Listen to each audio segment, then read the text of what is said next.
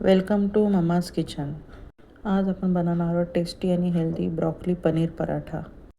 आजकाल आपली पोरं भाजी तरकारी खाया बघत नाही, त्यांच्यासाठी ही बेस्ट ऑप्शन आहे. अर्धा किलो ब्रॉकली घ्यायची, त्याची बेस फुलं सगळी काढून घ्यायची. एक टोपात पाणी गरम करत ठेवायचं आणि चालणीतल्यान ब्रॉकली ठेवायची आणि त्याच्यावर ढाकण ठेवून 10 मिनटं वाफेवर शिजवायची. 10 मिनटाने ढाकण काढून घ्यायचं. आपली ब्रॉकली शिजलेली आहे, त्याला आता उतरून घ्यायची. त्याच्या बाद पीठ मल्या घ्यायचा.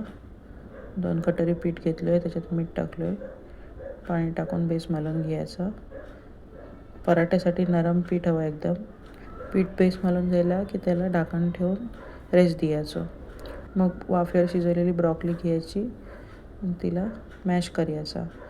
पनीर किसून घ्यायचं, त्याच्यात एक कांदा चॉप टाकायचं.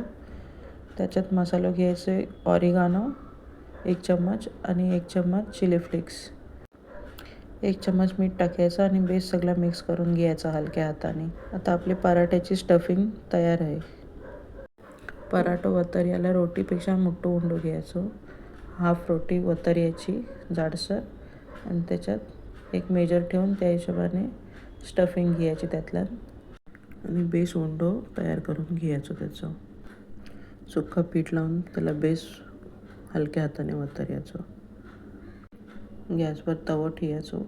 बेस गरम झालेलो असेल तवा त्याच्यात पराठा टाकायचो. 2 मिनटं शेकवायचो. मग त्याच्या बाद पलटी करायचो.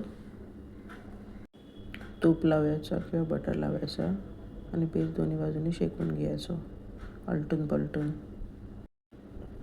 तयार आहे आपला ब्रॉकली पनीर पराठा, टेस्टी आणि हेल्दी.